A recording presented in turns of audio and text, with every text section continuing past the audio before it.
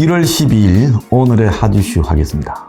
자, 오늘 아침에 지금 이병철이라는 이재명의 변호사비 대납 사건을 깨어있는 열린시민당이라는 모임에다가 알려서 그들이 고소하게 만든, 어떻게 보면 이재명의 도지사 선거 당시에 있었던 여러 가지 의혹, 공직선거법 위반 의혹 때문에 이재명이 변호사를 많이 썼는데 그는 국정감사장에서 2억 5,600만 원만 썼다라고 말했습니다. 근데 그게 아니라 이태영이라는 지금도 이재명 캠프에 있는 변호사한테 현금으로 3억, 그리고 쌍방울 주식으로 20억을 줬다.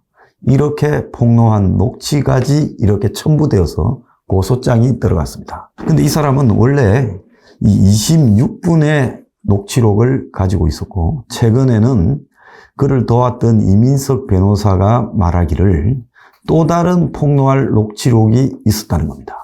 근데 이 사람이 양천동에 있는 이 한 모텔에서 경제 사정이 좋지 않아 3개월 정도 생활하고 있는데 7일부터 연락이 두절되어서 그와 연락하던 사람들이 매우 불안해했는데 가족이 실종 신고를 내고 가족이 그 모텔을 찾아서 확인해 달라니까 어제 저녁 8시 35분에 이병철 씨가 쓰러져서 코에 피를 흘리고 또 이 테이블이 넘어져 있는 상태에서 죽은 채로 발견이 되었습니다. 그래서 유한기, 김문기에 이어서 지금 세 번째 사망자가 이재명 주변에 나왔습니다. 이 사람은 대장동과 관련해서도 중요한 폭로를 했다고 알려지고 있습니다. 그래서 이재명 주변에서 뭔가를 알고 있거나 폭로할 수 있는 사람은 자살하거나 변사로 나타나는 이 사태에 대해서 지금 좀 공포스럽다라는 분위기가 일고 있고, 또 그것들이 지금 그 다음 순서는 누군가.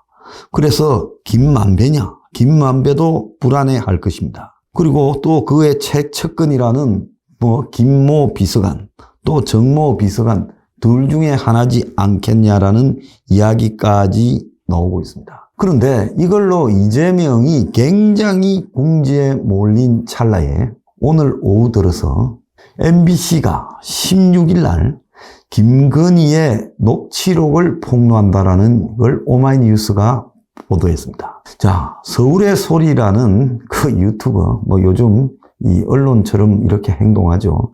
거기에 있는 임 기자라는 사람이 한 몇 달에 걸쳐서 20번 통화를 하고, 그리고 7시간의 녹취량이라고 합니다.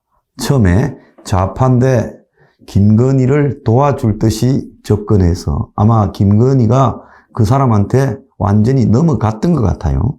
그래서 캠프에서 일하게 해주겠다라는 이야기를 했다라는 말까지 나오고 있습니다. 그 녹취록 내용의 주요 내용은 내가 웬만한 무속인보다 낫다. 점을 좀 볼 줄 아는데 우리가 청와대 간다. 그리고 캠프에 제대로 된 사람이 없다. 네가 임 기자가 와서 우리 캠프 좀 지도해주라. 내가 말하면 네 자리 만들어줄 수 있다. 실제로 캠프에서 연락도 왔다고 합니다.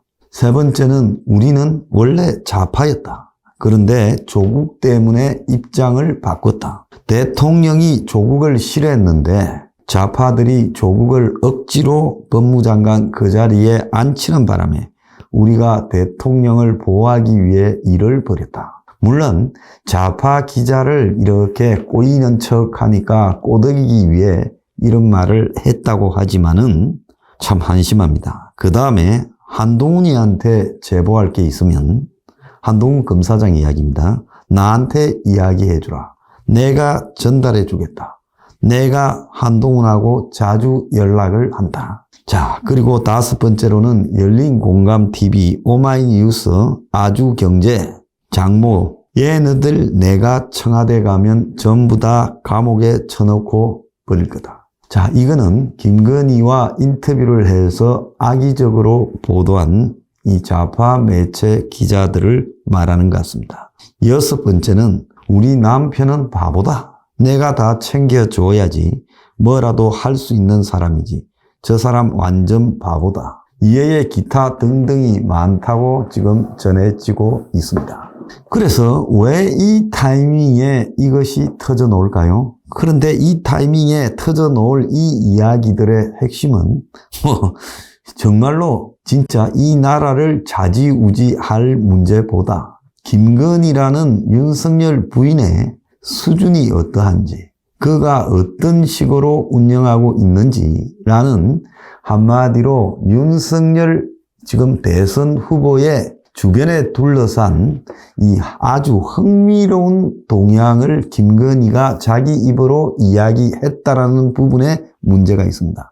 여기에 뭐 위법 사항이나 불법 사항이나 청탁이나 뭐 이런 게 크게 있다고는 보이지 않지만 캠프가 어떻게 돌아가냐, 김건희가 무속에 대해서 어떤 입장을 가지고 있냐, 또 한동훈이하고 연락한다, 더 나아가서 캠프에 넣어줄 수도 있다, 좌파 기자들 다 넣겠다, 그리고 윤석열은 바보다, 결정적인 것은 우리는 자기 입으로 좌파다. 자, 지금 알려지는 것이 이런 것들이 알려지고 있는데 만약에 이게 실제 사실이라면 이건 좀 파장이 만만찮을 겁니다. 그러니까 좌파들의 공작이 일찌감치부터 김건희에 다 있고, 이 김건희라는 사람이 언론에 차단되지 않은 채 그야말로 상대가 어떤 의도를 가지고 어느 쪽인지 이런 부분에 파악할 능력도 되지 않으면서 조금 이 좌파들 특유의 공작적으로 접근을 하면 그냥 안에 있는 이야기를 다 해버리는 이런 것들이, 지난번에도 그런 이야기가 있었죠. 뭐 오빠라고 하면서 청와대 가면 제일 먼저 불러서 식사하겠다. 그래서 그때도 그런 것들이 화제가 되지 않았습니까? 그래서 이 녹취록이 오늘 터져 놓은 것은 일찌감치 다 준비되어 있는데 지금 이재명의 불을 꺼야 된다라는 부분에 대해 좌파 언론 그리고 기자들이 다 합세해서 이재명을 돕기 위해서 이 부분을 터뜨려 가지고 지금 오늘 이병철 씨 이 변사 사건을 덮으려고 하는 의도라는 것은 틀림없는 겁니다. 그런데 이걸 아끼고 있었겠죠. 계속요. 그래서 언제라도 이재명이 윤석열에게 지지도가 다시 역전되거나 또 더 나아가서 자기 쪽에 폭탄이 하나 터질 때 이걸 터뜨리려고 준비했을 겁니다. 그럼 이것만 있겠느냐? 지금 좌파들이 얼마나 집요하고 교묘하고 공작적인가를 보여주고 있는데요. 이것 외에도 이런 것들이 많이 있을 거라고 봅니다. 그래서 이런 것들을 터뜨려서 불을 끄고 다시 지금 자신들의 흠을 덮어버리려고. 근데 그 흠이 뭡니까? 사람의 연세, 사망에 대한 엄청난 무서운 일입니다. 그런데 이 무서운 일을 지금 김건희가 이렇게 막 떠드는 내용을 흘려서 이걸 덮는 거죠. 근데 대중들은요, 이런 내용을 더 좋아할 수 있습니다. 이런 언론의 생리와 대중의 받아들이는 성향을 면밀히 체크해서 지금 이재명을 구하기 위해서 이런 거를 터뜨리려고 하는 겁니다. 좌파의 도덕성은 뭐 어차피 기대도 하지 않는 거지만 윤석열은 자신의 부인을 앞으로 어떻게 할 것인지 이것도 참으로 걱정입니다.